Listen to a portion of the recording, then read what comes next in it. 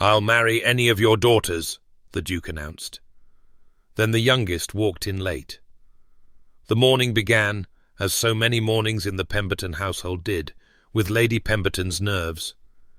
"You cannot imagine what I have suffered," she announced to no one in particular, pressing a hand to her chest as though her heart might escape, if not physically restrained. "The anxiety, the palpitations, the absolute torment of waiting. And where is Rosalind? Why is Rosalind never where she ought to be?" Lady Cordelia Pemberton, eldest of the 4 daughters, and universally acknowledged as the beauty of the family, examined her reflection in the gilt-framed mirror above the mantelpiece and adjusted a golden curl. "Rosalind is at that dreadful hospital again, Mamma. She told you at breakfast." "She tells me many things." "That does not mean I am required to listen." Lady Pemberton consulted the letter clutched in her trembling hand for the 14th time since its arrival an hour past. The paper had grown soft and creased from handling, the elegant script blurring slightly where nervous perspiration had touched it. "The Duke of Thornfield. The Duke of Thornfield wishes to call upon us regarding a matter of matrimonial interest. Girls, do you comprehend what this means?" Lady Beatrice, the second daughter, looked up from her embroidery with the perpetually worried expression that had earned her the reputation of being delicate. "It means we must change into receiving gowns and ensure the good china is brought out for tea." "It means," Lady Margaret, the third daughter, and the one most inclined toward practicality, said flatly, "that someone has finally noticed we exist, though I cannot imagine why a duke would trouble himself with our family when he might have any heiress in England." "Margaret, really?" Lady Pemberton fixed her plainest daughter with a look of profound disappointment. "Your father may not have been an earl, but he was the son of a marquis's second cousin. Our bloodline is impeccable, and our circumstances—" She faltered slightly, for circumstances were not a subject Lady Pemberton enjoyed discussing. The late Lord Pemberton had been a charming man, a devoted husband, and an absolutely catastrophic investor. The family's genteel poverty was the worst-kept secret in London society. "Our circumstances are no concern of the Duke's.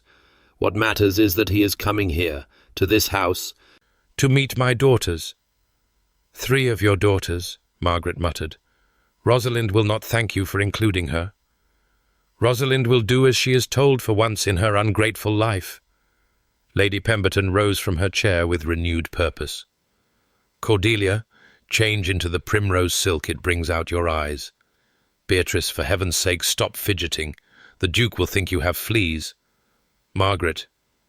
She surveyed her third daughter with the expression of a general forced to work with inadequate troops. "Margaret, simply try not to speak. Your opinions do you no favours." The next 2 hours passed in a fever of preparation. The drawing-room, which had seen better days but retained enough elegance to pass muster, was dusted and rearranged 3 times.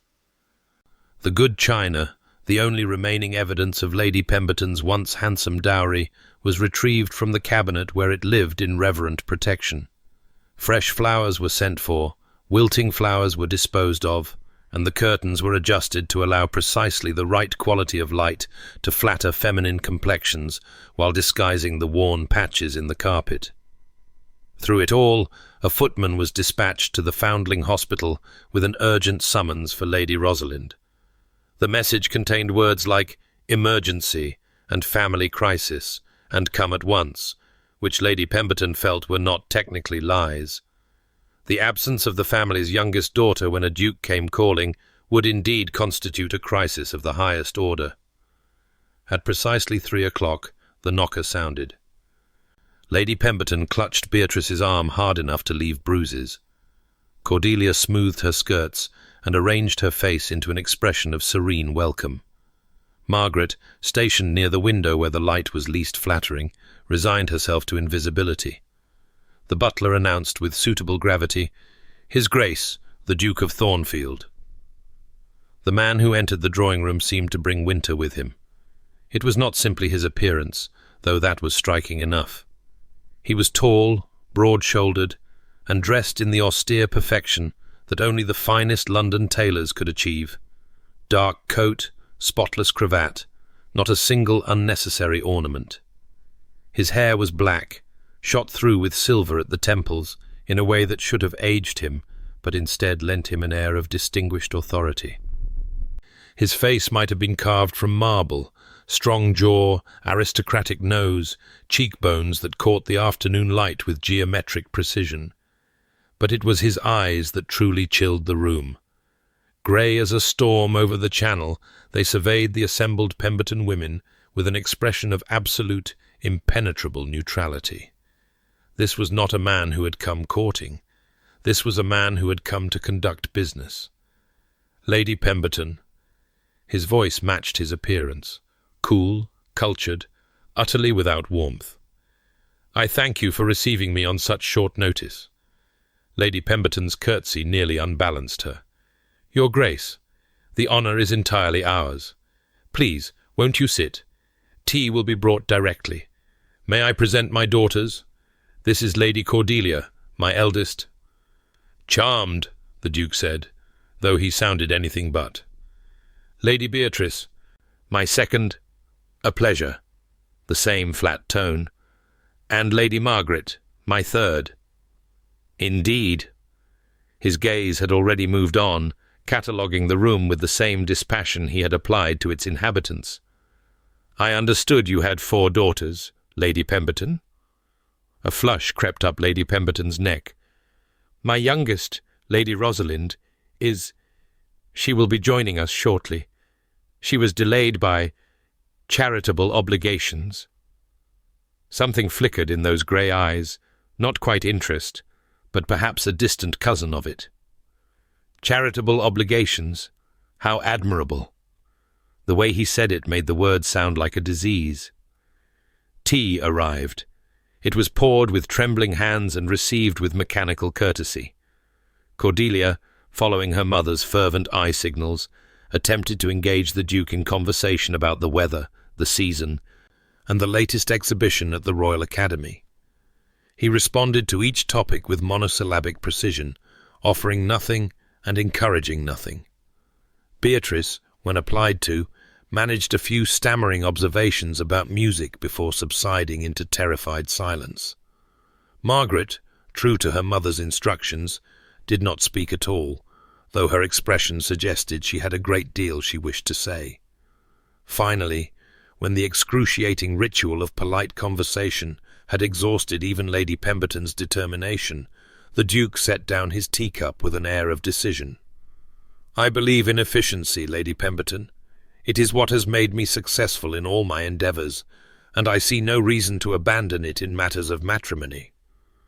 He surveyed the 3 young women before him as one might examine horses at Tattersall's, assessing bloodlines and temperaments with clinical detachment. I require a wife.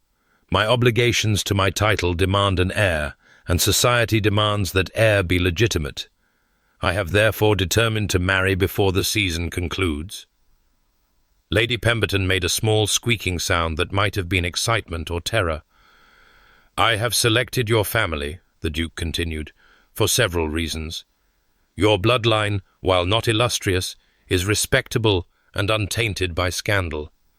Your daughters appear to be healthy, reasonably well-mannered, and of appropriate age for childbearing. Your financial situation— Here the faintest hint of something that might have been dark humour crossed his features. Your financial situation makes it likely that a proposal from me will be viewed favourably. Your Grace, Lady Pemberton breathed, I cannot tell you how— I am not finished. The Duke's tone permitted no interruption. I wish to be clear about what I am offering and what I expect in return. My wife will want for nothing materially. She will have access to the finest homes in England, unlimited funds for whatever pursuits please her, and the protection of my name and title.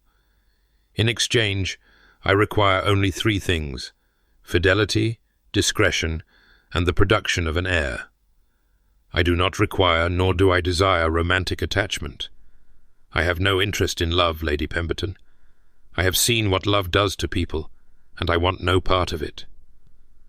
The silence that followed this speech was absolute. Even the fire seemed to hold its breath. "I will marry any of your daughters," the Duke concluded, his grey gaze sweeping across Cordelia, Beatrice, and Margaret with perfect indifference. "I care not which. Select among yourselves and send me word. I will call again in 3 days to receive your answer."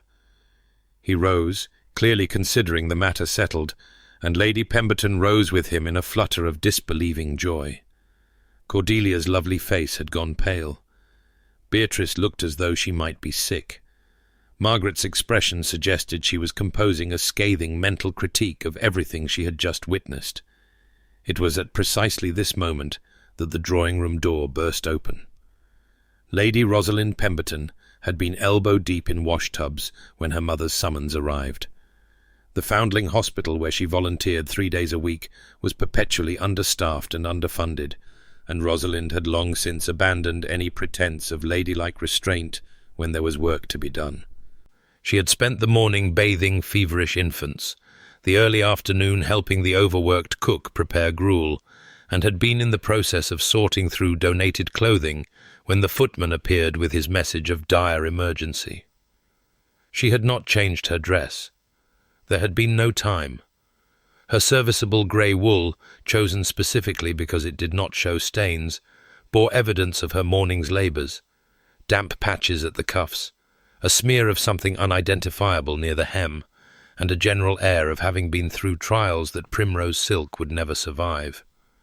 Her auburn hair, which had been neatly pinned that morning, had largely escaped its confines and now rioted around her face in defiant curls. Her hat was askew. Her cheeks were flushed from rushing through London streets at an unladylike pace. Her green eyes were bright with worry that was rapidly transforming into something else entirely as she took in the scene before her. The first thing she noticed was that no one appeared to be dying. The second thing she noticed was that everyone was staring at her. The third thing she noticed was the tall, cold, impossibly arrogant-looking man standing in the centre of the room as though he owned it. "What," Rosalind said flatly, "is going on?" "Rosalind."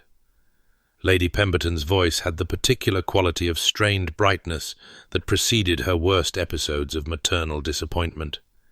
"Darling, how wonderful that you could join us. May I present His Grace, the Duke of Thornfield. Your Grace, my youngest daughter, Lady Rosalind." Rosalind's eyes narrowed. She had heard of the Duke of Thornfield. Everyone had heard of the Duke of Thornfield. The Frost Duke, society called him, when it dared to call him anything at all. Cold as charity and twice as discriminating. The most eligible bachelor in England and the least likely to actually marry, because no woman alive could meet whatever impossible standards he set. And he was standing in her mother's drawing-room, looking at her with an expression of faint distaste, while her 3 sisters sat in varying attitudes of shell-shocked compliance. "Your Grace," she said, and the curtsy she offered was minimal at best. "I apologize for my appearance. I was told there was an emergency." "There is." The Duke's voice was like ice water, bracing, unpleasant, and impossible to ignore. "I have just proposed marriage to your family." Rosalind blinked. "I beg your pardon?" "Rosalind, dear." "Perhaps you should sit down," Lady Pemberton began. "I require a wife," the Duke said, as though explaining something simple to someone rather slow. "I have informed your mother that I will marry any of her daughters, and that they should select among themselves who will have the honour. It is a generous offer. I expect it will be accepted." For a long moment, Rosalind simply stared at him. She stared at his perfectly arranged cravat, and his perfectly polished boots, and his perfectly symmetrical face with its perfectly cold expression. She stared at her sisters, beautiful Cordelia, who looked like she had been slapped; nervous Beatrice, who was actively trembling; practical Margaret, whose jaw was set in a hard line of suppressed fury; and something inside Rosalind, something that had been building for years, finally snapped. "Let me be certain I understand you," she said, and her voice was dangerously calm. "You have come into this house uninvited." "I was invited," the Duke interrupted. "Your mother." "You have come into this house," Rosalind continued, as though he had not spoken, "and announced that you require a wife in the same tone one might use to order a new pair of gloves. You have examined my sisters like livestock at market, and declared that any of them will do, as though they were interchangeable, as though their individual hopes and dreams and personalities were of no consequence whatsoever. And you expect this to be considered a generous offer?"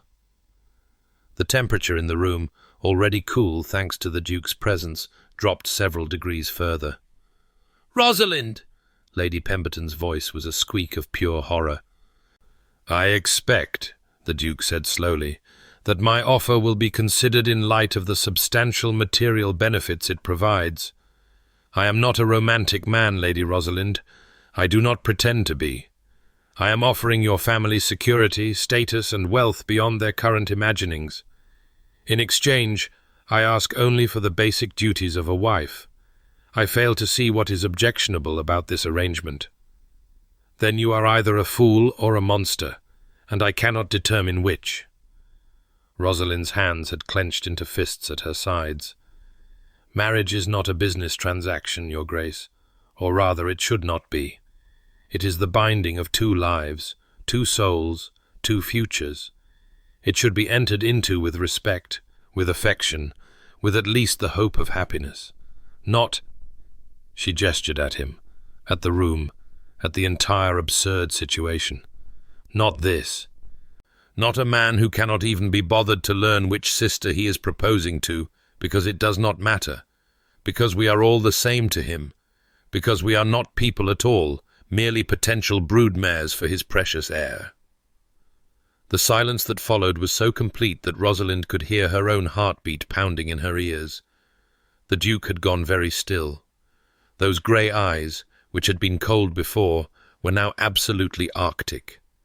When he spoke, his voice was soft in a way that was somehow more frightening than shouting would have been. "You speak of respect and affection, Lady Rosalind. Tell me, in your extensive experience of marriage, which I assume you must have to speak with such authority, did respect and affection protect you from the disappointments of reality? Did romantic love put food on your table when investments failed and debts mounted? Did hope of happiness keep the creditors from your door?" Rosalind felt the blood drain from her face. He knew. Of course he knew. A man like the Duke of Thornfield would have researched her family's circumstances before ever setting foot in their home. "I thought not," he continued, when she did not answer. "You speak of souls and futures as though they exist in some ethereal realm untouched by practical concerns. But we do not live in that realm, Lady Rosalind. We live in this one. And in this one, a woman's choices are limited. She may marry well and secure her future, or she may cling to romantic ideals and find herself dependent on the charity of relations who resent her. I am offering your sisters a third option, security without pretense. A business arrangement honestly acknowledged as such, rather than dressed up in pretty words that mean nothing." "And you think this is better?" Rosalind demanded. "To enter a marriage knowing it is nothing but a transaction? To spend a lifetime with someone who does not love you, does not even wish to love you?" "I think it is honest." The Duke's lip curled slightly. "Which is more than most marriages can claim. I have seen what happens when people marry for love, Lady Rosalind. My own parents were desperately in love when they wed. Within 5 years, they had made one another so miserable that they could not be in the same room without drawing blood. My mother died bitter and broken. My father drank himself into an early grave. Love did not save them. Love destroyed them." He paused, and something flickered in those cold eyes, something that might have been pain, quickly suppressed. "I will not repeat their mistakes. I will not promise what I cannot deliver. And I will not be lectured on the sanctity of marriage by a young woman who has never experienced it." The words hit Rosalind like a physical blow. She had imagined she knew what kind of man the Duke of Thornfield was: arrogant, yes, and cold, and impossibly high-handed. But she had not expected this. This raw honesty about his own wounds, his own fears. This acknowledgement that behind the frost was something that had been burned. It did not change her opinion of his proposal, but it complicated it. "Your parents' marriage was one example," she said, and her voice was softer now, though no less firm. "It does not follow that all marriages based on love must end the same way, just as it does not follow that marriages based on practical considerations must be happy ones." She thought of her sister Eleanor, of the charming Lord Ashby, who had swept her off her feet with pretty words and prettier promises, of the bruises Eleanor had tried so hard to hide, of the light that had gone out of her eyes a little more each year. "There is more than one way for a marriage to destroy someone, Your Grace." For a long moment, they simply looked at one another. Something passed between them, recognition, perhaps, or acknowledgement. Two people who had seen behind the curtain of societal expectations and understood that the reality was often far uglier than the performance. Then Lady Pemberton burst into noisy sobs. "My nerves!" she wailed. "Oh, my poor nerves! Rosalind, how could you? The Duke of Thornfield was kind enough to honour us with his proposal, and you have insulted him beyond redemption. We shall be ruined. We shall be cast out of society entirely. We shall die in poverty and disgrace, and it will all be your fault." "Mamma, please calm yourself," Beatrice said, though she looked nearly as distressed as her mother. "I will not calm myself. I will not. After everything I have sacrificed, everything I have worked for. Lady Pemberton." The Duke's voice cut through the hysteria like a blade.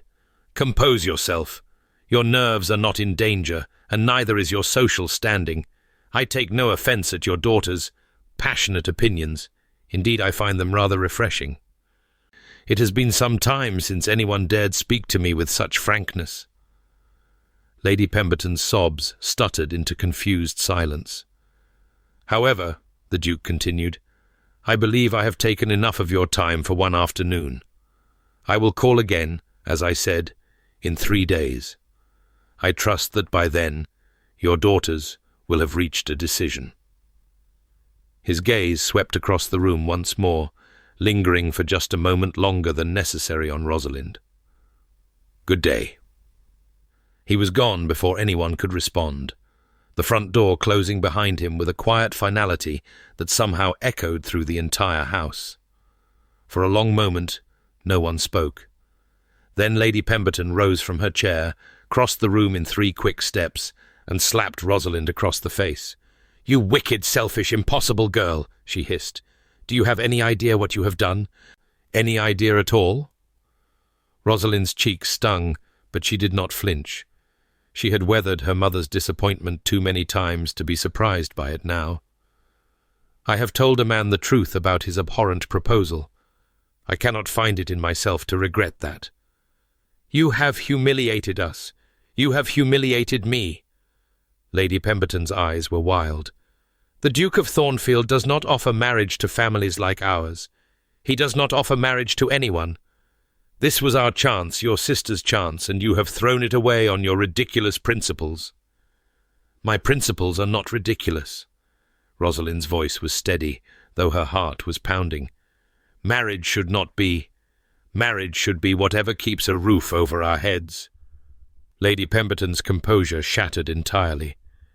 "Do you think I do not know what you believe? That I trapped your father with a pretty face and an empty head? That I care more for status than for my daughter's happiness? You know nothing, Rosalind. Nothing. I married your father because I loved him, yes, loved him, despite what you clearly think of me, and that love did not protect us when he lost everything. Love did not educate you girls. Love did not keep us in society when every door should have closed against us. Practicality did that. Calculation did that. The marriage of love you dream of, it is a luxury that families like ours cannot afford." The words hung in the air, raw and terrible and uncomfortably true. Rosalind looked at her mother, really looked at her, perhaps for the first time in years. She saw the lines of worry around Lady Pemberton's eyes, the grey in her hair that no amount of careful styling could fully disguise, the desperate fear behind the social ambition. This was a woman who had watched her world crumble and rebuilt it through sheer force of will. A woman who had sacrificed her own happiness to ensure her daughters had choices she herself had never had. And Rosalind had just destroyed the best choice any of them were likely to receive. "I'm sorry, Mamma," she said quietly. "I did not mean to." "You never mean to." Lady Pemberton turned away, suddenly looking much older than her years. "That is the tragedy of you, Rosalind. You never mean to cause harm. It simply happens whenever your principles encounter reality." She left the room without another word. Beatrice hurried after her, murmuring about sal volatile and rest. Margaret remained by the window, her expression unreadable. Cordelia was the one who finally broke the silence. "Well," she said, in the bright, brittle voice she used when pretending not to feel things, "that was certainly dramatic. I do hope you are satisfied, Rosalind. You have saved us all from the terrible fate of wealth and security. I have saved you from a man who sees you as interchangeable." Rosalind's voice was harsher than she intended. "Does that not bother you at all? He did not even ask your names. He did not need to ask our names. He knows who we are." Cordelia's lovely face twisted into something almost ugly. "Do you think this is the first time I have been evaluated and found acceptable? Every ball, every dinner party, every morning call, that is all any of us are doing, Rosalind, being evaluated." The Duke was simply more honest about it than most. Being honest about cruelty does not make it less cruel. Being cruel about honesty does not make you more righteous. Cordelia gathered her skirts and rose from the settee. "I am going to my room. When Mamma has recovered enough to discuss which of us will accept the Duke's proposal, please send for me. I, at least, understand what is at stake." She swept out, and then it was only Rosalind and Margaret, and the dying fire, and the weight of everything Rosalind had done. "She is right, you know," Margaret said quietly. "Not about accepting the proposal. I would sooner marry a garden statue than that man, but about understanding the stakes. Mamma is frightened, Rosalind, genuinely, truly frightened, and when she is frightened she becomes—" "What she becomes. I know." Rosalind sank into the chair the Duke had vacated, suddenly exhausted. "I know, Margaret, but I could not stand there and say nothing while he treated you all like marriageable daughters in a society where marriageable daughters are commodities." Margaret's smile was thin. "We have always been that, Rosalind. You simply refuse to see it. Because it is wrong. Many things are wrong. That does not stop them from being true."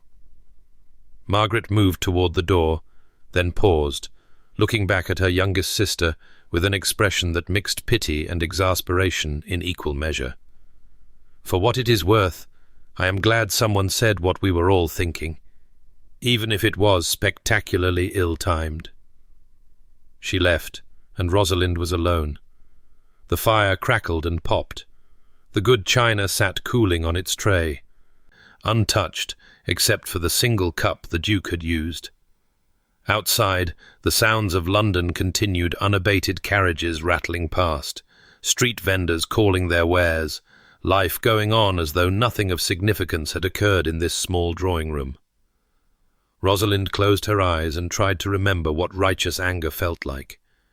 It had been so clear just moments ago. The Duke was wrong, his proposal was insulting, and she had been justified in saying so. But now, in the quiet aftermath, the certainty was beginning to fray at the edges. She thought of her father, who had loved his wife and daughters desperately and had bankrupted them through a combination of poor judgment and worse luck. She thought of Eleanor, who had married for love, or what she believed was love, and now lived in elegant misery with a man who owned her body and soul. She thought of her mother, who had sacrificed everything for security and found that even security was not guaranteed. And she thought of the Duke, standing in this room with winter in his eyes, offering a future without love, because he had seen what love could do. He was not wrong. That was the terrible part. He was not entirely wrong. But he was not right either. Rosalind believed that with every fibre of her being. Marriage could be more than a transaction. Love could be more than a trap. There had to be a way to find security and happiness both, to build a partnership of equals rather than a hierarchy of owner and owned. She simply had not found it yet, and perhaps she never would. Perhaps her principles, as her mother so often said, would leave her alone and dependent on relatives who resented her burden. Perhaps she would grow old in some cramped corner of Cordelia's grand house, a cautionary tale mothers told their daughters. This is what happens to girls who refuse to be practical. Perhaps. But at least she would be able to look at herself in the mirror. At least she would not have sold herself for the privilege of a title she did not want and a life she could not bear. At least. The drawing-room door opened, and the butler appeared with an expression of carefully neutral concern. "Lady Rosalind, a letter has arrived for Lady Pemberton, by private courier.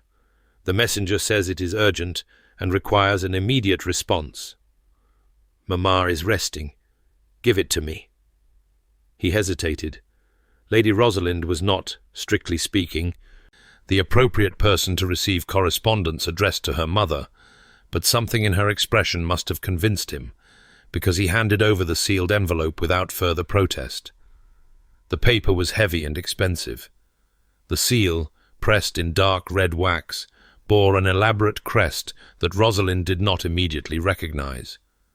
But when she turned the envelope over, the direction written in bold black script made her heart stop. Lady Pemberton, regarding the matter discussed this afternoon. From His Grace, the Duke of Thornfield. Her hands were trembling as she broke the seal. Lady Pemberton, upon further reflection, I find that I have changed my mind regarding the terms of my proposal. I will not, as I originally stated, marry any of your daughters. I have a specific preference, and I see no reason to deny it. I will marry Lady Rosalind, and only Lady Rosalind. She has 1 week to accept or refuse, but I would ask her to consider, before she refuses, that she is unlikely to receive a more advantageous offer. I am not proposing because I require her specifically. I require a wife, and any suitable woman would serve. But Lady Rosalind is the first person in many years to speak to me as though I were a human being rather than a title. I find I am unwilling to give that up. I do not promise love. I do not promise romance. I do not promise any of the things she clearly believes are essential to a marriage. What I promise is honesty, respect, and the freedom to live as she chooses within the bounds of propriety. She may continue her charitable work. She may read whatever she likes and say whatever she thinks. She will not be required to perform a happiness she does not feel. In short, I am offering her the one thing she seemed to believe I could not, a partnership between equals. Whether she has the courage to accept it remains to be seen. I await her decision. Thornfield. Rosalind read the letter 3 times. Then she read it again. Then she began to laugh. It was not happy laughter, or amused laughter, or even the slightly hysterical laughter that sometimes followed moments of extreme tension.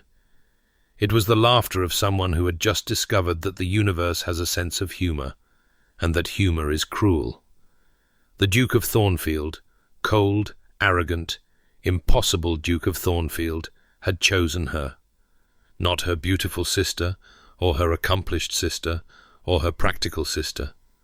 Her, the one who had insulted him to his face. The one who had called his proposal abhorrent and his attitude monstrous. The one who had made absolutely clear that she wanted nothing to do with him or his mercenary approach to marriage. He had chosen her because of that, not in spite of it. And the worst part, The truly terrible part was that some small, traitorous corner of her heart was intrigued. A partnership between equals, the freedom to live as she chose, honesty and respect instead of pretty lies. These were the things she had always wanted, the things she had believed were impossible to find in a society that treated women as decorative possessions. The Duke was offering them to her. The Duke, who did not believe in love, who had watched his parents destroy each other, who had chosen to freeze rather than risk burning again. He was offering her something real, something honest, something that might perhaps be built into something more if she were brave enough to try. But that was ridiculous. She could not seriously consider marrying a man she had met once, a man who had made clear he would never love her, a man whose primary qualification was that he would not pretend to feel things he did not feel. Could she? Rosalind looked at the letter in her hands. She thought of her mother's tears and her sister's resigned acceptance. She thought of Eleanor's bruises and her father's debts, and the life of genteel poverty that awaited her if she continued to refuse every offer she received. She thought of the Duke's eyes, grey and cold, and yet somehow, for just a moment, vulnerable. And she thought of what he had said about love, that he had seen it destroy people, and he wanted no part of it. Perhaps that was true. Perhaps love was dangerous, and passion was destructive, and the only safe marriage was one built on practical considerations rather than romantic dreams. Or perhaps the Duke was simply afraid. Perhaps behind all that frost was a man who had been hurt so badly that he could not imagine opening himself to hurt again. A man who had chosen numbness over pain because pain was the only alternative he knew. Rosalind knew something about pain. She knew something about choosing safety over risk, about building walls and refusing to let anyone close enough to knock them down. She had been doing it for years, after all, ever since she watched Eleanor's happiness curdle into despair, ever since she understood that marriage, for women, was a gamble with impossible odds, all the power on one side, all the vulnerability on the other. But the Duke was offering to change those odds, not through love, which could disappear as quickly as it came, but through contract, through terms negotiated and agreed upon, through a partnership that depended not on the whims of the heart, but on the obligations of the word. It was cold. It was mercenary. It was everything she had railed against just hours ago.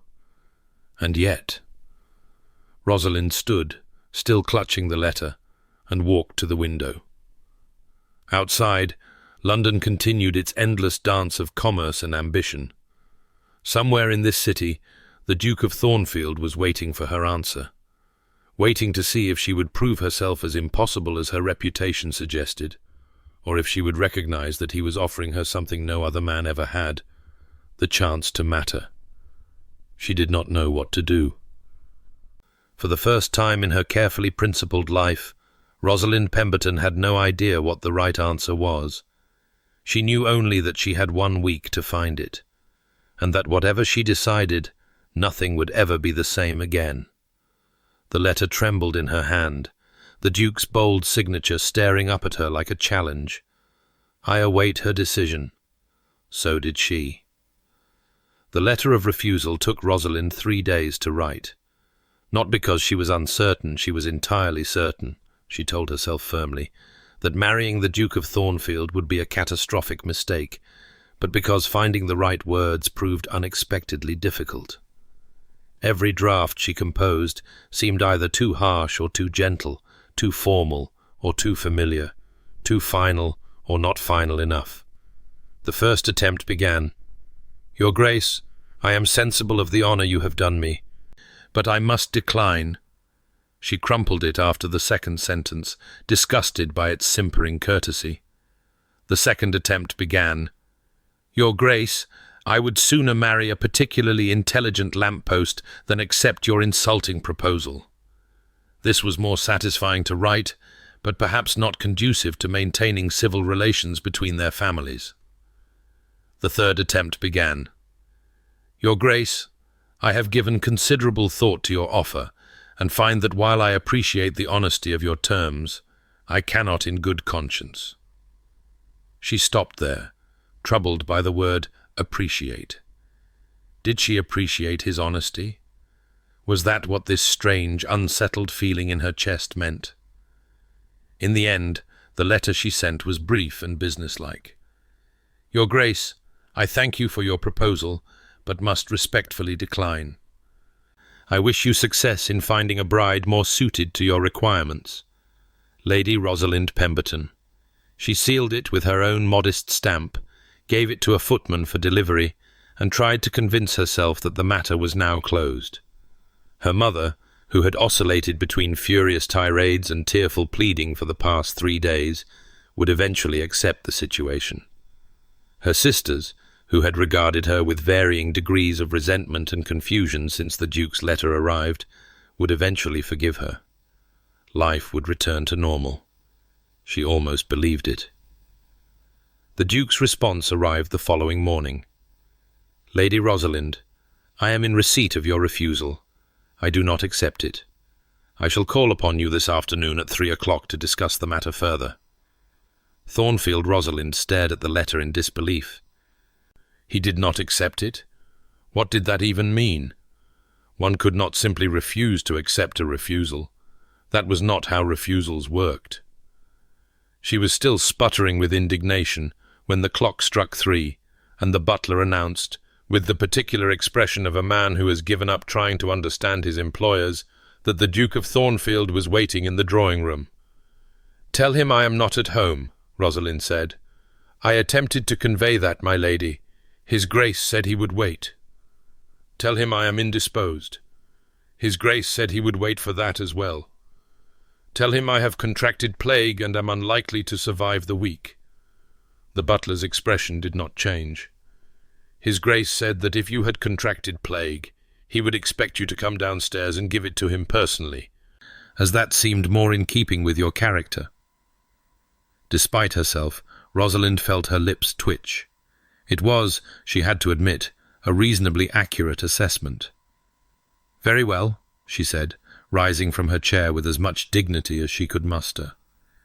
"Tell His Grace I shall be down presently, and tell my mother that if she attempts to join us, I shall tell the Duke about the incident with Lord Pettersham's wig at the Worthington ball."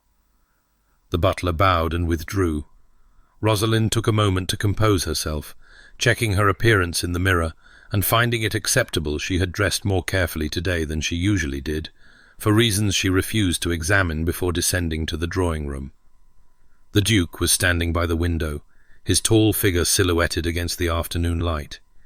He turned when she entered, and something in his expression shifted almost imperceptibly, a softening around the eyes, a slight relaxation of the jaw before the familiar mask of aristocratic indifference fell back into place. "Lady Rosalind, how gratifying that you could tear yourself away from your charitable obligations. How gratifying that you could tear yourself away from terrorizing the rest of London society." She did not curtsy. "I received your letter, Your Grace. I confess I do not understand it. When a woman refuses a proposal of marriage, it is customary for the gentleman to accept that refusal and withdraw. I have never been much interested in custom." The Duke moved away from the window, and Rosalind became suddenly aware of how large he was, not merely tall but broad, solid, taking up space in a way that made the drawing-room feel smaller than it had moments before. "Nor, I suspect, have you. If you were interested in custom, you would have accepted my proposal immediately and spent the rest of your life being a perfectly proper duchess. Instead, you insulted me to my face, and then refused my suit by letter. This suggests to me that you and I have rather more in common than you would like to admit." "We have nothing in common." "No." He raised one dark eyebrow. "We are both stubborn beyond all reason. We both say exactly what we think, regardless of consequence. We both find society's expectations tedious and largely pointless. And we both—" He paused, and something flickered in those grey eyes. We both understand what it is to build walls, Lady Rosalind, to protect ourselves from the weakness of caring too much. The accuracy of this assessment stung more than Rosalind wanted to admit. You presume to know a great deal about me, Your Grace, for a man I have met exactly once. Twice now, and I have been making inquiries. He began to walk a slow circuit of the room, examining the furnishings with apparent interest. You volunteer at the Whitmore Foundling Hospital 3 days a week, where you are known for your refusal to treat the children as charity cases and your insistence on teaching the older girls skills that might actually be useful. You have refused 6 proposals of marriage in 3 seasons, each time giving a different excuse that your mother found inadequate. You read extensively in philosophy and natural history, subjects considered inappropriate for young ladies, and have been known to correct gentlemen who express ignorant opinions in your presence. Rosalind felt heat rising in her cheeks. You have been spying on me. I have been researching you. There is a difference. He stopped his circuit directly in front of her, close enough that she could smell the faint scent of sandalwood and leather that clung to his coat. I am not in the habit of proposing marriage to women I know nothing about. When I decided to marry you, I wished to understand exactly what I was getting. You decided to marry me before you had ever seen me. I decided to marry one of your sisters before I had ever seen any of you. The decision to marry you specifically came after our first meeting, when you demonstrated that you were precisely the kind of woman I had spent 10 years convincing myself did not exist. Rosalind's heart was doing something strange and uncomfortable in her chest. What kind of woman is that? One who is not afraid of me. The Duke's voice was quiet, almost soft. One who sees past the title to the man beneath and finds him wanting. One who would rather live in genteel poverty than sell herself for security. He paused. One who believes that marriage can be more than a transaction, even if she has never seen evidence to support that belief. I do not understand you. The words came out as barely more than a whisper. You told me you do not believe in love. You told me you want a marriage based on practical considerations, nothing more. And yet you are standing here, saying, I am standing here saying that I was wrong. The admission seemed to cost him something. A muscle tightened in his jaw, and his eyes, for just a moment, lost their coldness. Not about love. I still believe that romantic love, as society understands it, is a dangerous illusion. But I was wrong to think that a marriage of convenience could be built with any suitable woman. It cannot. It requires someone specific, someone whose particular qualities complement one's own. He took a breath. Someone like you. Rosalind should have refused him again. She should have told him that his pretty words changed nothing, that she was not interested in being anyone's convenient bride, that he could take his proposal and his inquiries and his presumptuous certainty and leave her alone. Instead, she heard herself say, You do not know me. Not truly. You know facts about me, but facts are not knowledge. They are not understanding. Then help me understand. The Duke's voice was low, urgent. Give me a chance to know you as you actually are, not as society sees you. Let me prove that I am more than the Frost Duke, that there is something beneath the ice worth discovering. If, after you have seen the real man, you still wish to refuse me. He paused, and something that might have been pain crossed his features. Then I will accept your refusal. I will trouble you no further. But do not refuse me out of fear, Lady Rosalind. You are too brave for that. It was the word brave that undid her. Rosalind had been called many things in her life, difficult, impossible, stubborn, unladylike, but no one had ever called her brave. No one had ever looked at her refusal to follow society's rules and seen courage instead of obstinance. What are you proposing? She asked carefully. Not marriage, not yet. What do you want from me right now, in this moment? Time. The Duke's answer was immediate. I want time with you. Conversation without an audience. The chance to show you who I am when I am not performing for society's benefit. He hesitated, then added more quietly, I want to know what you are afraid of, and I want to tell you what I am afraid of, because I hope that our fears might be more similar than you imagine. It was madness to consider it. Rosalind knew that with perfect clarity.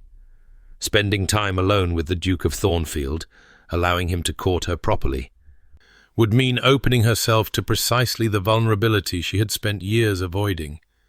It would mean risking the comfortable certainty of refusal for the terrifying possibility of acceptance. But it would also mean the chance to understand him, to see past the frost to whatever lay beneath, to discover whether this strange, cold, unexpectedly honest man might be capable of becoming something more. The Foundling Hospital, she heard herself say. You mentioned becoming a patron. Were you serious?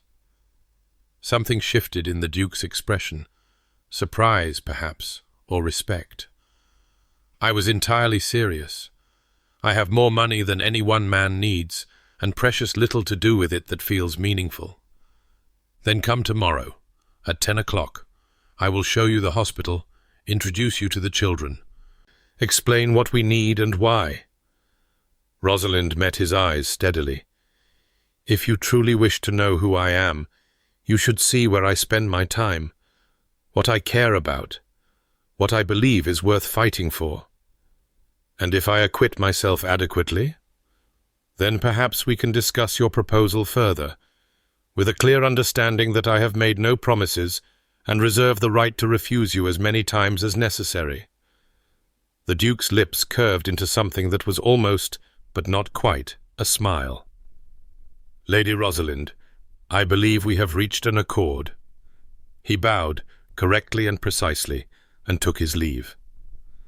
Rosalind remained standing in the drawing-room for several long minutes after he had gone, her heart racing and her mind churning with the peculiar, exhilarating, terrifying sense that she had just agreed to something far more significant than a tour of a charitable institution.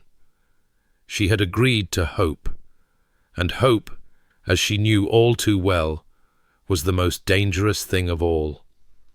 The Duke arrived at the Whitmore Foundling Hospital at precisely 10 o'clock the following morning, and Rosalind, who had been pacing the entrance hall for the past quarter hour, convincing herself that he would not actually come, felt something loosen in her chest at the sight of his tall figure emerging from his carriage. He was dressed more simply than she had expected, in a dark coat and serviceable boots that would not be ruined by the hospital's less than pristine floors. His expression, too, was different, less cold, more curious, as though he had left the Frost Duke at home and brought instead the man who lurked beneath. Lady Rosalind. He bowed with perfect correctness. I confess I was not certain you would be here. I confess I was not certain you would come. She did not curtsy, but she did offer him something that approximated a smile. Welcome to Whitmore. I should warn you it is not a pretty place. The children are not always clean, the staff are overworked, and the conditions are far from what you are accustomed to. If that disturbs you, it does not. The Duke's voice was calm, certain. I have seen worse. There was something in his tone that made Rosalind pause. Have you? My father's tenants, before I inherited and began making improvements, the conditions in which some of them lived. He stopped, jaw tightening. I have not forgotten. I try to ensure I never forget. It was not the answer she had expected. The Duke of Thornfield, who society believed cared for nothing but his own comfort and consequence, troubled by the suffering of common tenants. It did not fit the image she had constructed of him. Come, she said, more gently than she had intended. Let me show you what we do here. The tour took the better part of 2 hours. Rosalind led him through dormitories and classrooms, through the kitchens where underfed cooks stretched inadequate budgets to feed dozens of hungry mouths, through the sick room where 3 children lay recovering from various ailments, and 1 lay dying of consumption. She introduced him to the matron, a formidable woman named Mrs. Hartley, who regarded the Duke with deep suspicion, until he asked intelligent questions about the hospital's administration and actually listened to the answers. She watched his face as they walked, looking for signs of distaste or boredom, or the particular aristocratic discomfort that accompanied close proximity to poverty. She found none. Instead, she saw something she had not expected: recognition, understanding.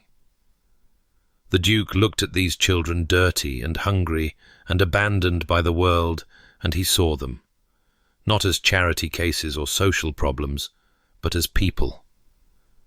"This girl," he said, pausing before a cot where a child of perhaps 8 lay sleeping fitfully. "What is wrong with her?" "Fever. She came to us 3 weeks ago, half-starved and already ill. Mrs. Hartley thinks she will recover, but—" Rosalind hesitated. "But we cannot be certain. We lose children here, Your Grace, despite our best efforts." "Despite everything we do." "I know." His voice was quiet. "My mother lost 3 children before they reached their first year. I was the only one who survived infancy. She never spoke of it, but I found her journals after she died. The grief—" He stopped, pressing his lips together. "Some losses cannot be borne. They can only be survived." Rosalind looked at him, really looked at him, and saw for the first time the shape of the man he had been before Frost became his armor. A child who had grown up knowing he was the only survivor of his mother's hopes. A son who had watched his parents destroy each other and sworn never to be so vulnerable. A man who had learned to bury every feeling because feelings could break you if you let them. "Why are you showing me this?" she asked softly. "The real you, I mean. The man behind the Frost Duke. You could have played a part. You could have pretended to care about the hospital to impress me, and then forgotten about it entirely once you had secured your objective. Because you would have seen through the pretense." His grey eyes met hers, and something in them made her breath catch. "Because you are the only person I have met in years who would recognize the performance for what it was and refuse to be fooled by it. Because—" He paused, and when he spoke again, his voice was rough. "Because I am tired, Lady Rosalind. Tired of performing. Tired of pretending. Tired of being so cold that nothing can touch me. You asked what kind of wife I wanted, and I told you I wanted someone who would fulfill her duties without requiring romantic attachment. That was a lie. What I want, what I have always wanted, is someone who sees me, truly sees me, and is not frightened by what they see." The sick room suddenly felt very small. Rosalind was acutely aware of the Duke's proximity, of the warmth radiating from his body, of the way his eyes searched her face as though looking for an answer to a question he had not quite dared to ask. "I am not frightened of you," she said. "I never was." "No." A ghost of a smile crossed his features. "You were furious, which was considerably more interesting." "I was furious because your proposal was insulting." "It was. I regretted it almost immediately. But I did not know how to do better. I had forgotten, you see. Forgotten how to want things. Forgotten how to feel anything but duty and obligation and the endless cold that keeps the pain at bay." He reached out slowly and touched her cheek with one gloved finger. Just a brush, feather light, gone almost before she registered it. "You reminded me. Standing there in your muddy dress with fire in your eyes, telling me I was a fool or a monster, you reminded me that I used to feel things, that I used to believe in things, that I used to want more from life than mere survival." Rosalind could not speak. Her heart was pounding so hard she was certain he must hear it. This was not how the Frost Duke was supposed to behave. This was not the cold, distant, impossibly arrogant man who had stood in her mother's drawing-room and announced his intention to marry whichever Pemberton sister was least objectionable. This was someone else entirely, someone wounded and hopeful and achingly real. "I need time," she managed at last. I am not ready to. I know." His hand dropped to his side. "I am not asking for an answer today. I am asking only for the chance to keep proving myself, to keep showing you who I am, to keep earning—" He paused, and the word that came next seemed to cost him something. "To keep earning your trust." Trust. That was the crux of it, Rosalind realized. Not love, not romance, not the grand passion that songs and stories promised. Trust. The foundation upon which everything else might be built. "Come back tomorrow," she said. "We are teaching the older girls to read. You could help, if you wished." The Duke's expression shifted into something that was almost wonder. "You would trust me with children?" "I am trusting you with considerably more than that, Your Grace. Whether you prove worthy of it remains to be seen." She turned and walked away before he could respond. Her heart still racing, and her mind churning with possibilities she was not yet ready to name. Behind her, she could feel his gaze following her warm, despite its grey coldness, intent despite its careful distance. Hope, she thought again. The most dangerous thing of all, but perhaps also the most necessary. The Duke of Thornfield became a regular fixture at the Whitmore Foundling Hospital over the following weeks. He arrived every morning at 10 o'clock, dressed in serviceable clothes that grew progressively less fine as he discovered what Foundling hospital work actually entailed. He learned the names of every child in residence, all 47 of them, and remembered which ones preferred porridge thick and which preferred it thin, which ones were frightened of thunder and which ones were fascinated by it, which ones needed firm guidance and which ones needed gentle encouragement. He read to the younger children in a voice that had lost all trace of aristocratic condescension. He helped the older boys with their mathematics, displaying a patience that Rosalind would never have suspected from their first meeting. He sat with the dying girl, little Mary, whose fever had returned with terrifying force, and held her hand through her final hours, then helped carry her small body to the cart that would take her to be buried.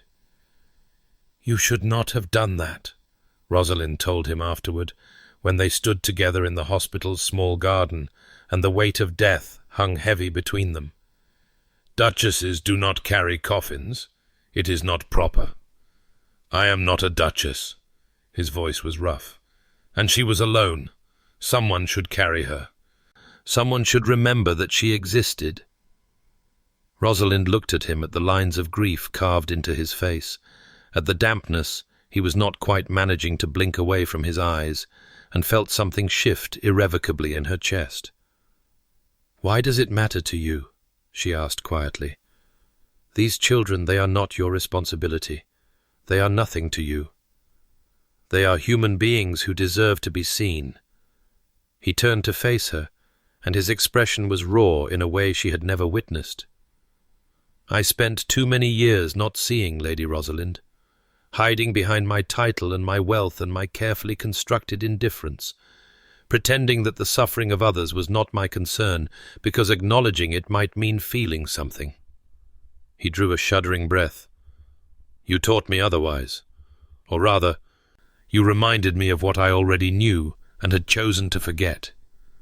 I taught you nothing. You already cared, you simply would not admit it.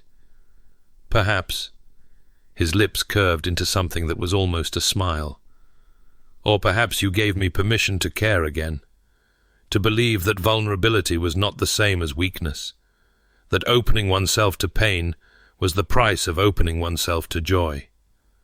The garden was small and walled, hidden from the street by climbing roses that had not yet begun to bloom. They were entirely alone. The impropriety of it should have troubled Rosalind, but she found she could not bring herself to care about propriety. Not now. not when the Duke was looking at her as though she held the answer to every question he had ever asked. "I have been thinking about your proposal," she said, surprising herself. Something flickered in his eyes, hope, perhaps, or fear. "And?" "I am not ready to accept it. Not yet." She held up a hand to forestall his response. "But I am no longer certain I wish to refuse it either. You are not the man I believed you to be. Whether that makes you a man I could marry—" She paused, searching for words that would not come. "I do not know yet. I need more time." "You may have all the time you require."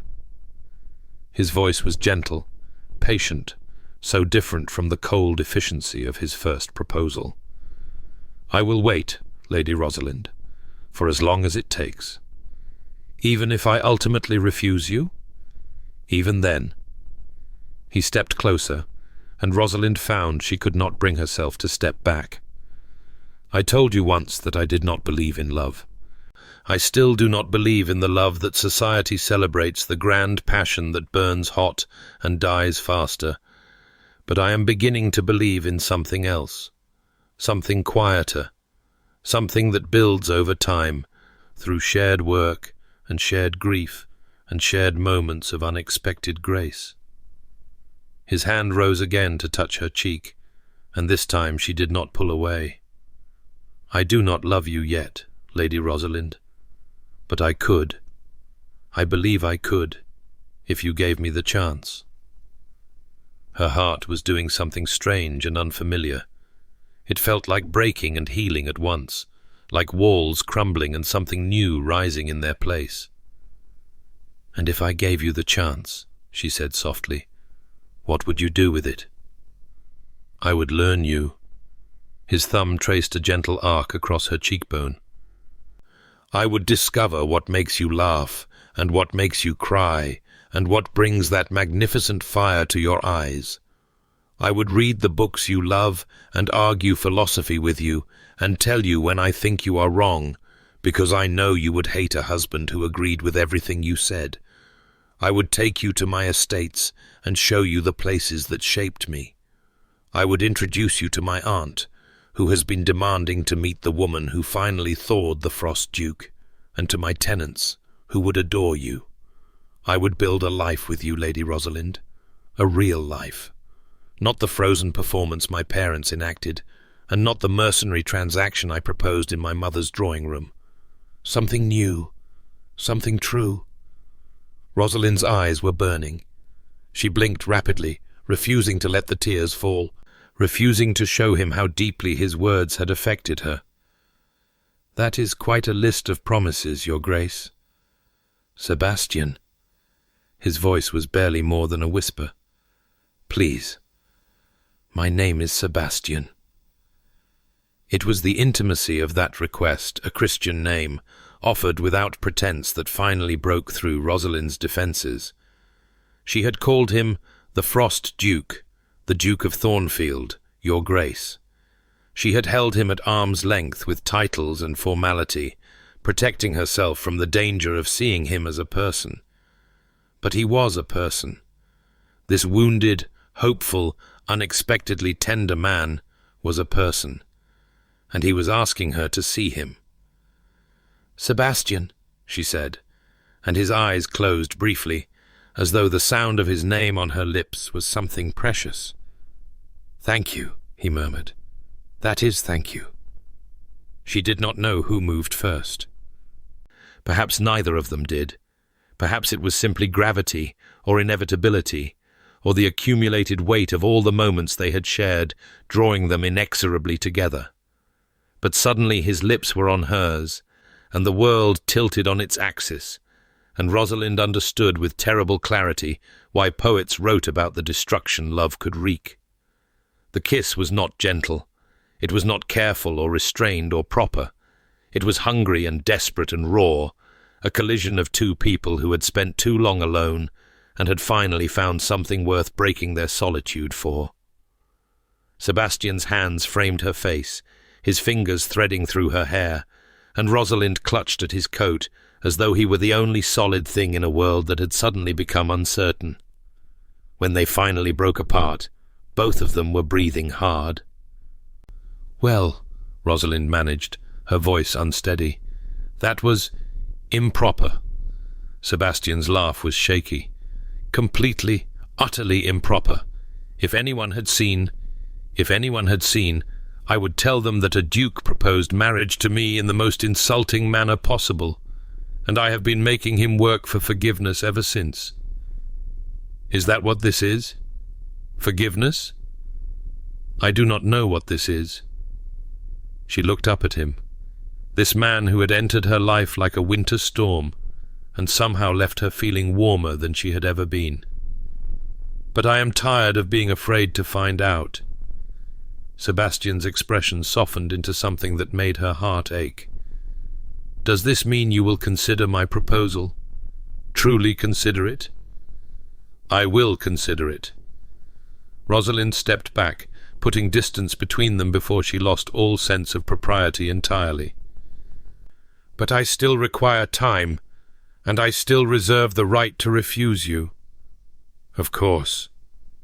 But he was smiling, actually smiling, with warmth and genuine joy, and Rosalind thought that perhaps the Frost Duke had finally begun to thaw. The scandal broke 3 weeks later. It began, as scandals often do, with a whisper. Lady Pemberton heard it first, at a morning call she had been dreading, from a woman whose friendship had always been somewhat conditional. "My dear Lady Pemberton, I felt you should know," Mrs. Worthington said, her eyes glittering with the particular malice of gossip well deployed. "There are rumours circulating about your youngest daughter. Such distressing rumours. I am certain they are entirely unfounded, of course, but still one hears things." Lady Pemberton, whose nerves had been remarkably steady since the Duke of Thornfield began courting Rosalind in earnest, felt her composure crack. "What sort of rumours?" "Well?" Mrs. Worthington leaned forward with the air of someone bestowing a great favour. "It is said that Lady Rosalind has been seen alone with the Duke, regularly alone, at that dreadful charitable institution she frequents. Unchaperoned, my dear, for hours at a time." "The Duke is courting my daughter," Lady Pemberton said stiffly, "with my full knowledge and approval." "Oh, certainly, certainly. But you know how people talk, and some are suggesting that the Duke's interest is not entirely honourable, that he is merely amusing himself with a young woman too naive to recognise his true intentions." Mrs. Worthington's smile sharpened. The impossible Pemberton, they called her. Now they are calling her something rather less flattering, I'm afraid. Lady Pemberton returned home in a state of high agitation and confronted her daughter immediately.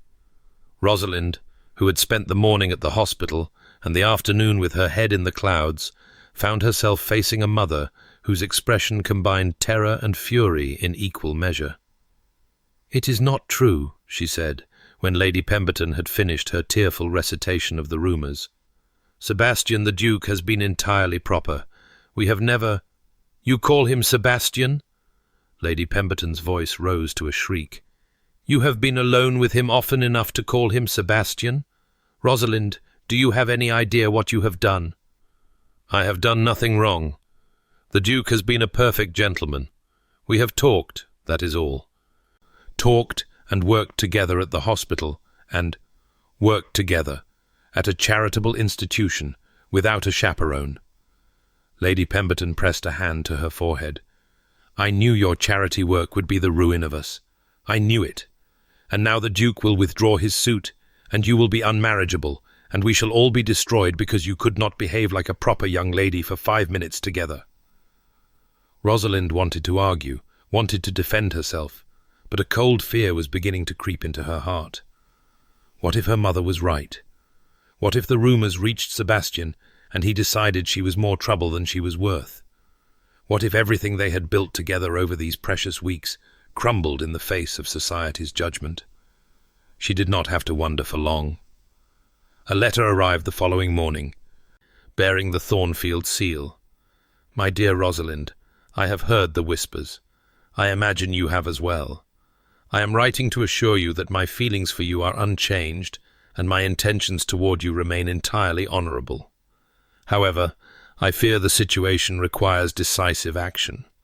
The gossips will not be silenced by denials, and I will not allow your reputation to be damaged by association with me. I propose we marry immediately, by special license, before the scandal can spread further. This will silence the rumors and protect your good name. I know this is not the courtship I promised you. I know you wished for more time, but I hope you will trust that my motives are genuine. I await your answer. Yours, Sebastian. Rosalind read the letter 3 times, her emotions churning. Marriage. Immediate marriage. It was what she had spent weeks resisting, and now Sebastian was offering it as a solution to a problem he had not created. She should have been grateful. She should have accepted immediately, relieved that the man she had grown to care for was willing to sacrifice his own preferences to protect her. Instead, she felt a creeping unease that she could not quite explain. The source of the rumors remained unclear, but when Rosalind mentioned the matter to Margaret that evening, her sister's face went pale. "Lord Ashby has been asking about you," Margaret said quietly. "I overheard him at the Cavendish Musicale, questioning Lady Winterton about your activities. I thought nothing of it at the time, but now—" "Lord Ashby?" Rosalind's blood ran cold. What interest could Eleanor's husband possibly have in my affairs? "I do not know." "But he has been watching you, Rosalind. I have noticed it for weeks. The way his eyes follow you when you enter a room, the way he contrives to be near you at gatherings. I thought perhaps I was imagining it, but—" "You were not imagining it." The voice came from the doorway, where Lady Eleanor Ashby stood with shadows under her eyes and a tremor in her hands. "Marcus has been obsessed with you ever since you refused to flatter him at the Pemberton ball last season. He does not tolerate defiance from women. She stopped, swallowing hard. "He has decided to punish you, and he has decided that the best way to do so is to destroy your prospects with the Duke." Rosalind stared at her eldest sister, at the sister she had watched fade from a vibrant young woman into a hollow shell of herself, and felt rage building in her chest. "How do you know this?" "Because he told me." Eleanor's voice was flat, empty. "He takes pleasure in telling me things, in ensuring I understand exactly how powerless I am to stop him." She met Rosalind's eyes, and for a moment something fierce flickered behind the exhaustion. "He is feeding the rumors, Rosalind. He is the one who told Mrs. Worthington about your unchaperoned meetings with the Duke, and he will not stop until he has ruined you completely." The truth settled over Rosalind like a shroud. Lord Ashby, charming, handsome Lord Ashby, who had courted Eleanor with pretty words and prettier promises, was systematically destroying her reputation. Not because she had done anything wrong, but because she had refused to play the role he expected of her. And Sebastian was proposing marriage to save her from the consequences. She should have been grateful. She should have accepted. Any sensible woman would have. But Rosalind was not sensible. She was impossible. And she could not shake the terrible suspicion that marrying in haste would mean marrying in doubt that Sebastian's proposal, however well-intentioned, was contaminated by the very scandal it was meant to address. She needed time to think, time to understand her own heart, time to determine whether she was choosing Sebastian because she wanted him, or simply because she was afraid of what would happen if she refused. And so she did something she knew was cowardly, something she would regret for the rest of her life. She ran. The letter she left behind was brief and inadequate. "Sebastian, I cannot marry you. Not like this. Not with the shadow of scandal forcing our hand. I do not know if what I feel for you is love or gratitude, or simply the fear of facing society's judgment alone. I do not know if you are proposing because you truly want me, or because you feel obligated to rescue me from the consequences of our association. I need time to discover the truth of my own heart. Please do not follow me. Please do not try to find me. I am sorry. Rosalind."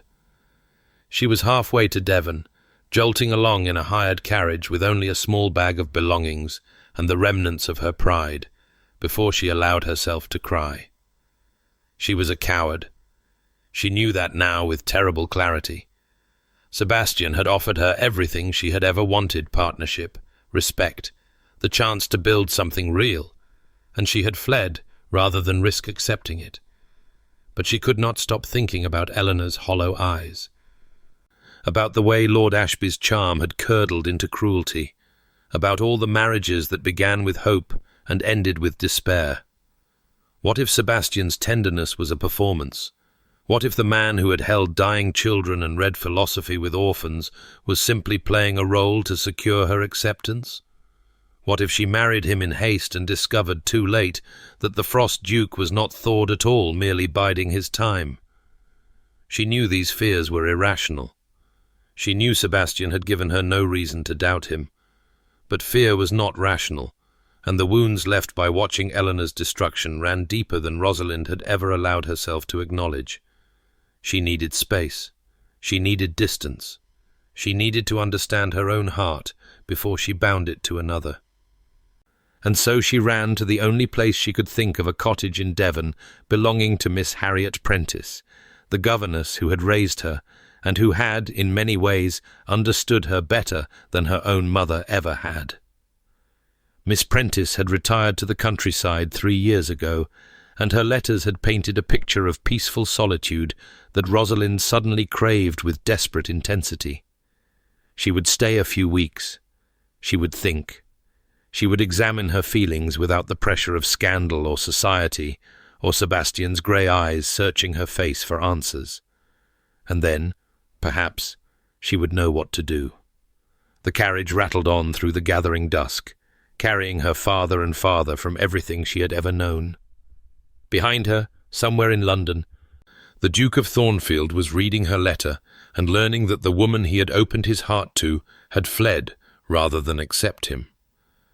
Rosalind closed her eyes and tried not to imagine his face. She failed. The cottage was smaller than Rosalind remembered from Miss Prentice's descriptions, a modest stone building nestled in a fold of Devon hills, surrounded by gardens that had grown wild in their keeper's advancing years. Rosalind arrived at dusk, exhausted and hollow, to find her former governess standing in the doorway with a lamp in one hand and an expression of complete unsurprise on her weathered face. "I wondered when you would come," Miss Prentice said, as though runaway aristocrats appeared on her doorstep with regularity. "Your sister wrote to warn me. Come in, child. You look half dead." The next 3 days passed in a blur of sleep, silence, and simple meals eaten at a scarred wooden table. Miss Prentice asked no questions. She simply provided food, warmth, and the particular kind of peace that came from being with someone who had known you since childhood and loved you despite or perhaps because of your impossible nature. On the 4th day, Rosalind finally spoke. "I have made a terrible mistake." Miss Prentice looked up from her mending, spectacles perched on the end of her nose. "Have you indeed?" "I ran away from a man who—" Rosalind stopped, the words tangling in her throat. "From a man who offered me everything I ever wanted, because I was afraid." Afraid of what? Of being wrong. The admission cost her more than she expected. Of trusting him and discovering I was wrong. Of becoming Eleanor trapped in a marriage with a man whose kindness was only a performance. "Ah," Miss Prentice set down her mending. "You are afraid this Duke is another Lord Ashby, a charmer who will show his true colours once you are safely wed." "Yes. No. I don't know." Rosalind pressed her hands to her face. "He is nothing like Lord Ashby. He has never been anything but honest with me, sometimes painfully honest. But Eleanor thought Lord Ashby was honest too at first. She thought his devotion was genuine. And now you believe that all devotion is suspect, that every tender feeling is a trap waiting to spring." Miss Prentice's voice was gentle. "Rosalind, child, I have known you since you were 7 years old. I have watched you build walls around your heart so high that no one could climb them. And I have watched you convince yourself that those walls were wisdom rather than fear." Rosalind looked up, startled by the sharpness in her former governess's tone. "You came here seeking permission to hide," Miss Prentice continued. "Permission to convince yourself that running away was the brave choice, the careful choice, the choice that would protect you from harm. But you know the truth, don't you? You know what running away actually was."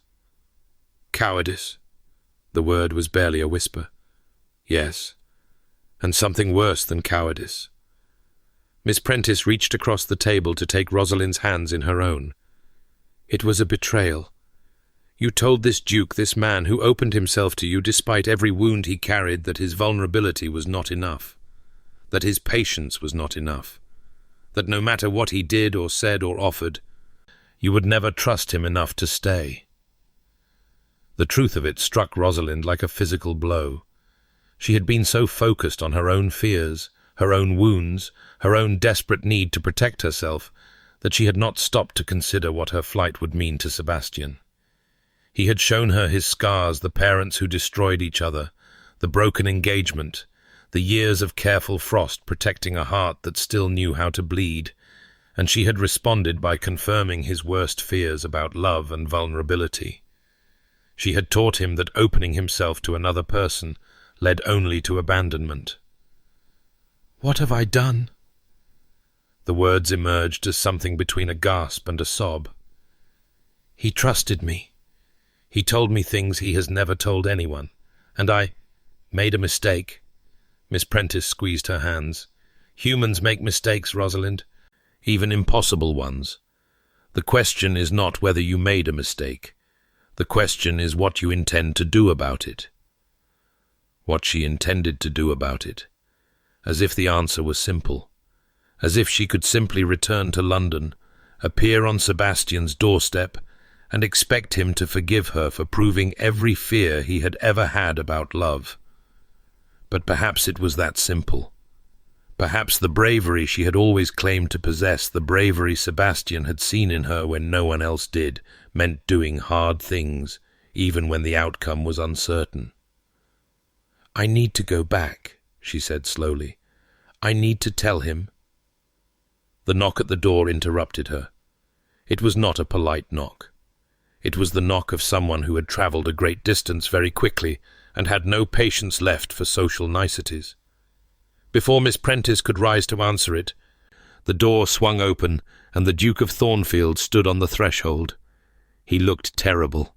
His usually immaculate clothes were dusty and travel-worn. His cravat had been tied with clear disregard for fashion, and shadows pooled beneath his eyes as though he had not slept in days. His dark hair, normally perfectly ordered, showed evidence of having been pushed back by frustrated hands multiple times. But it was his eyes that caught Rosalind's breath. Grey and storm-dark, they held a mixture of fury and anguish and desperate hope that made her heart clench painfully in her chest. "You," he said, and his voice was rough as gravel, "are the most infuriating woman I have ever met." Rosalind rose from her chair, her legs unsteady. "Sebastian, I specifically recall asking you not to run." He stepped into the cottage, filling the small space with his presence. "I specifically recall offering you time, patience, whatever you needed. And in return, you left me a letter. A letter, Rosalind, not even the courtesy of a face-to-face conversation, and disappeared in the middle of the night, like a thief fleeing the scene of a crime." "I know." Her voice emerged smaller than she intended. "I know, and I'm sorry." "Sorry?" He laughed, and there was no humor in it. "You're sorry? Do you have any idea what the past 5 days have been like? I received your letter, and I thought I had done something wrong. I thought I had pushed too hard, moved too fast, frightened you away somehow. I spent 2 days tearing myself apart, trying to understand what I could have done differently, how I could have been better. What was so fundamentally broken in me that even you, Even you, who saw past the frost, who understood what I was trying to become, could not bring yourself to stay." Rosalind felt tears burning behind her eyes. I didn't mean—" "And then—" Sebastian's voice cracked on the word.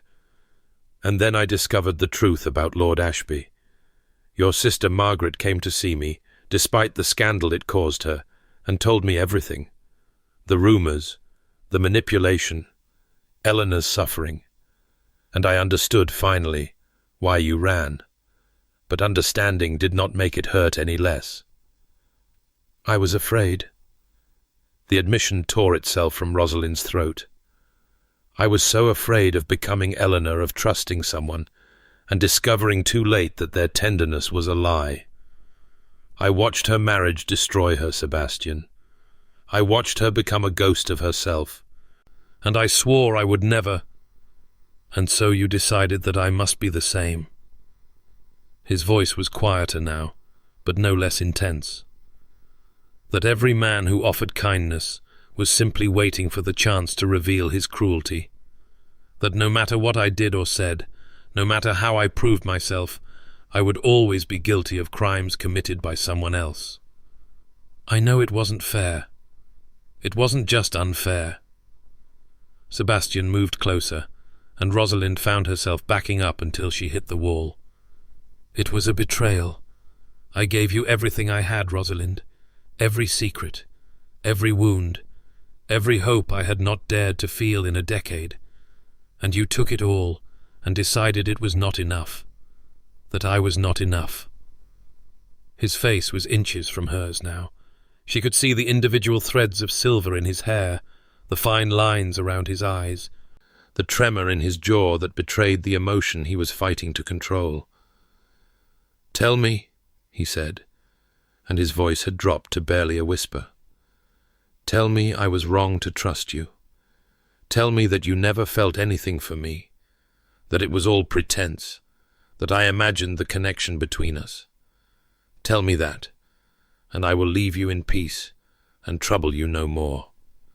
Rosalind looked into his eyes, those grey eyes that had once seemed so cold, and now burned with a fire that stole her breath and felt the last of her walls crumble into dust. "I can't tell you that." Her voice shook. "I can't, because it isn't true. I feel." She drew a ragged breath. "I love you, Sebastian. I love you, and I was so afraid of that love that I ran rather than risk it. And I know that doesn't excuse what I did. I know you have every right to hate me." "Hate you?" Something shifted in his expression, the anger softening into something more complex. "I have spent 5 days riding across England like a madman.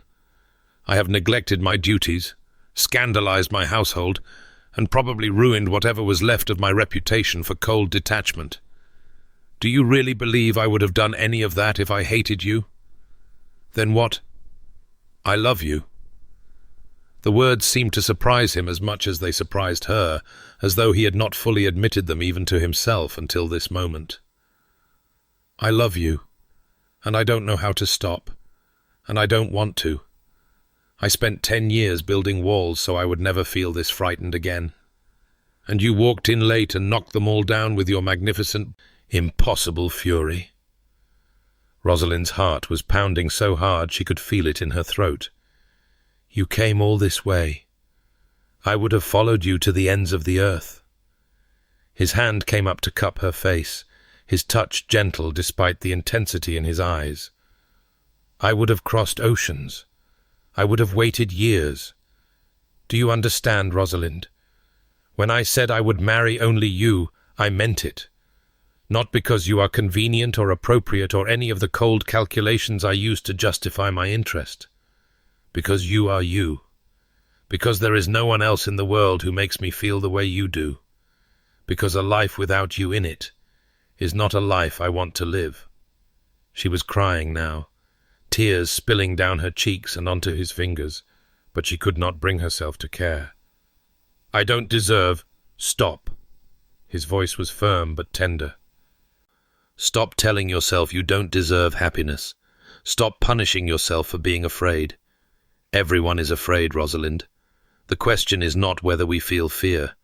The question is whether we let fear make our choices for us.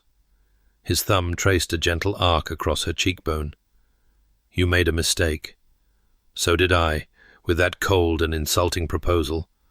We are both imperfect. We will both continue to make mistakes.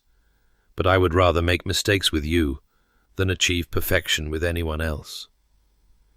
From somewhere near the fireplace, Miss Prentice cleared her throat meaningfully.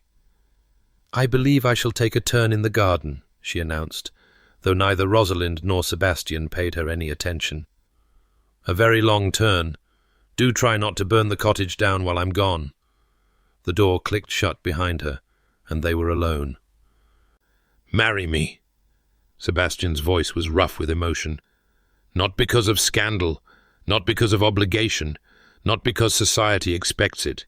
Marry me because I cannot imagine my life without you in it.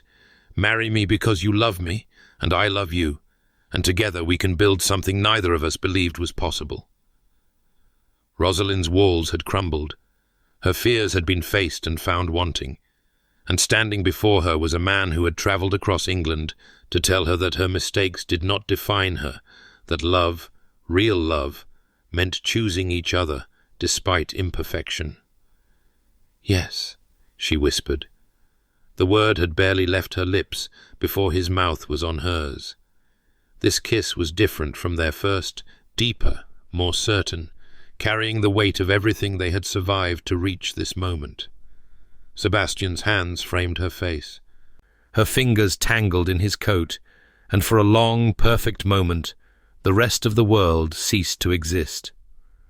When they finally broke apart, both of them breathless, Sebastian rested his forehead against hers. I should mention, he said, a hint of his old dry humour returning, that I have already procured a special license, just in case. Rosalind laughed a real laugh, full and bright and free. Just in case I said yes to the madman who followed me halfway across England. I prefer to think of it as optimistic planning. His lips curved into a smile that transformed his entire face. Is tomorrow too soon? It was too soon, by any conventional measure. There would be no time for a proper wedding dress, no time for engraved invitations, no time for the elaborate preparations society expected. But Rosalind had never been conventional. Tomorrow, she agreed, is perfect. They were married the next morning in the small stone church in the village nearest to Miss Prentice's cottage. The bride wore a simple travelling dress that had seen better days. The groom's cravat was still slightly askew despite his best efforts.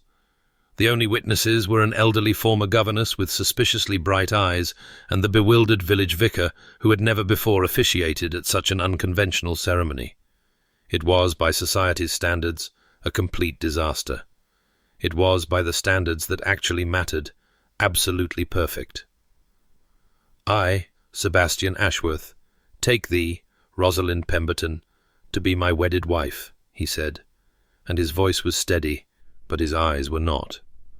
To have and to hold from this day forward, for better, for worse, for richer, for poorer, in sickness and in health. To love and to cherish, till death do us part. Rosalind repeated the vows with a voice that trembled only slightly, and when the vicar pronounced them man and wife, Sebastian kissed her with a tenderness that made Miss Prentice dab at her eyes with a handkerchief. My Duchess, he murmured against her lips. My impossible, wonderful Duchess. My Duke, she replied, smiling. My frost-bitten, insufferable Duke. They returned to London as a married couple, and the scandal that had seemed so catastrophic just days before melted away like snow in spring.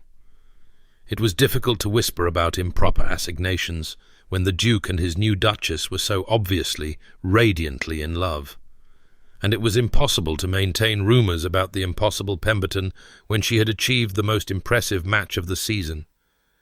But Sebastian was not content merely to silence the gossip. He intended to destroy it at its source. Lord Ashby has been spreading malicious falsehoods about my wife, he informed his solicitors, his voice carrying the particular coldness that had earned him his reputation. I want you to investigate his financial affairs, his personal conduct, every secret he has tried to bury. What the investigation revealed was worse than even Rosalind had suspected. Lord Ashby's debts were staggering, his treatment of servants was abusive, and his behaviour toward Eleanor, documented in letters she had written to her sisters and never dared send, constituted grounds for a legal separation if a powerful enough ally could be found to pursue it. Sebastian was more than powerful enough. The proceedings were swift, brutal, and utterly devastating to Lord Ashby's position in society. Within 6 weeks, Eleanor was living separately from her husband, her reputation rehabilitated by the Duke of Thornfield's very public support, and Lord Ashby himself had been quietly encouraged to take an extended tour of the continent, the kind of tour from which men of his sort did not typically return. "You did this for me," Eleanor said, when she came to thank Rosalind at the Thornfield London residence. Her eyes were still shadowed, but there was something in them that had been absent for years. Hope. "You and your husband, you did this because of me."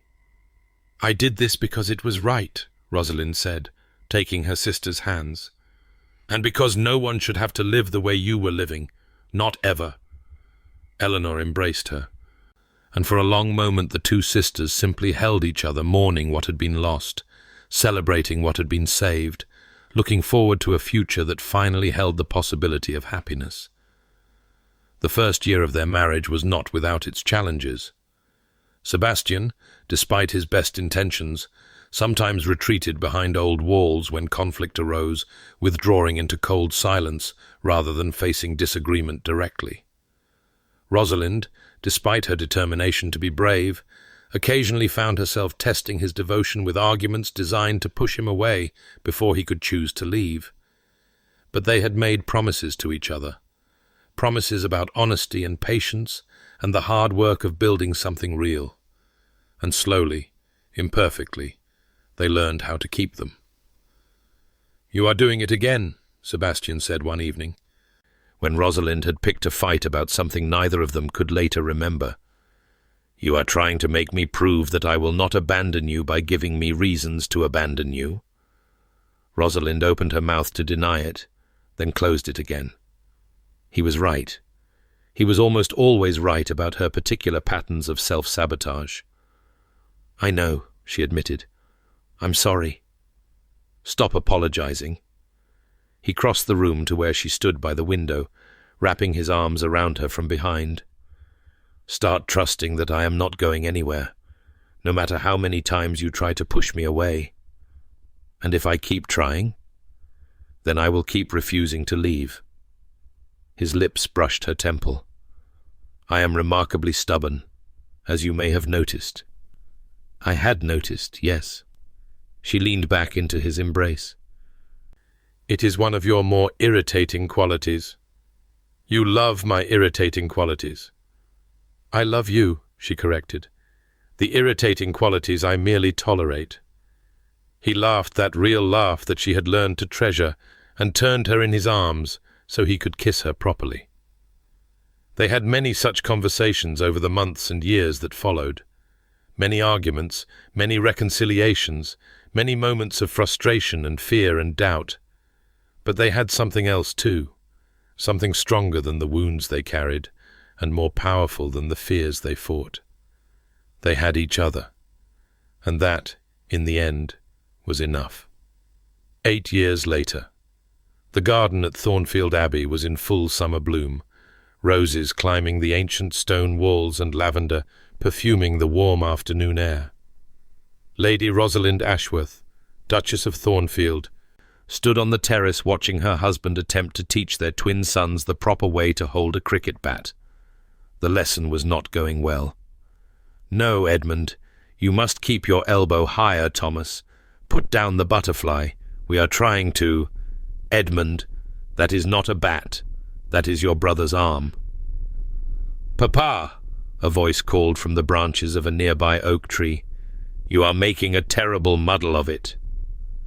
Sebastian looked up at his daughter, 8 years old, with his dark hair and her mother's green eyes, and gave her a look of fond exasperation. "Lady Charlotte, young ladies do not climb trees." "Lady Charlotte is not a young lady," Charlotte replied serenely. "She is an adventurer. Adventurers must climb trees to survey their territory for hostile forces. And have you spotted any hostile forces?" "Only you, Papa." "You are hostile to proper cricket instruction." Rosalind bit her lip to keep from laughing as Sebastian abandoned his lesson entirely and made his way to the terrace, leaving the twins to their own chaotic devices. "Your daughter," he announced, dropping into the chair beside her, "is impossible." "My daughter?" Rosalind smiled. "Funny, when she is being clever and charming, she is always your daughter. That is because cleverness and charm are clearly inherited from my side of the family. And the stubbornness, the refusal to follow rules, the absolute certainty that she is always right?" Sebastian's lips twitched. "Those are unfortunate mutations." Rosalind laughed and reached for his hand. 8 years of marriage, 3 children, countless challenges faced and overcome, and still his touch sent warmth spreading through her chest. Still, she looked at him and marveled that this complicated, wonderful man had chosen her. "I was thinking," she said, "about the day we met. The day you called me an arrogant peacock with the emotional depth of a puddle. I believe I said you had the romantic sensibility of a particularly cold fish. The peacock comment came later." He laughed, pulling her close despite the impropriety of such affection in view of the children. "I was thinking about it too. How terrified I was, underneath all that frost. How certain I was that marriage meant misery. And now?" Sebastian kissed her forehead, her cheeks, her lips. "And now I cannot imagine having lived any other way. You were worth every wall you knocked down, Rosalind. You were worth learning how to feel again." She leaned into him. This man who had proposed marriage like a business arrangement and learned to love like his life depended on it, because perhaps it did. And you were worth believing that partnership was possible, that love didn't have to mean surrender. From across the garden, Edmund's voice rang out. "Thomas hit me with the cricket bat." "I did not. Edmund ran into the cricket bat." And from the oak tree, Charlotte's serene observation. "You are both being ridiculous. This is why girls should be allowed to play cricket." Sebastian and Rosalind shared a look of amused resignation before rising to sort out their offspring. But Sebastian caught her hand before she could move, pulling her back for one last kiss. "Thank you," he murmured against her lips. "For what?" "For walking in late." His grey eyes, warmer now than she had ever believed possible, met hers with an intensity that still, after all these years, took her breath away. "For seeing through the frost. For being impossible enough to make me want to be possible." Rosalind smiled, her heart full to overflowing with a happiness she had once believed she would never find. "Thank you for not accepting my refusal," she replied, "for following me across England when any sensible man would have given up, for proving, every day for the past 8 years, that I was right to trust you." "Mamma, Papa, Edmund is crying." "Coming," Rosalind called, and then, more quietly to Sebastian, "One of these days, they will learn to resolve their disputes without our intervention." I doubt it very much, but he was smiling as he said it. The Ashworth stubbornness is, as you noted, quite pronounced. Hand in hand, the Duke and Duchess of Thornfield walked across the garden to tend to their children, their footsteps stirring the sweet scent of lavender, their shadows stretching long in the golden afternoon light. Behind them, Thornfield Abbey rose against the sky, ancient stones that had witnessed centuries of love and loss and everything in between. It had seen Sebastian's parents destroy each other within its walls.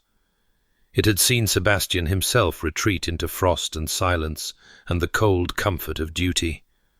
And now it saw something else entirely. It saw a family. Imperfect, chaotic, occasionally prone to cricket-related violence, but bound together by something stronger than stone or tradition or the expectations of society. Love. Real love. The kind that was built over time, through shared work and shared grief and shared moments of unexpected grace. The kind that could thaw even the coldest heart. The kind that lasted.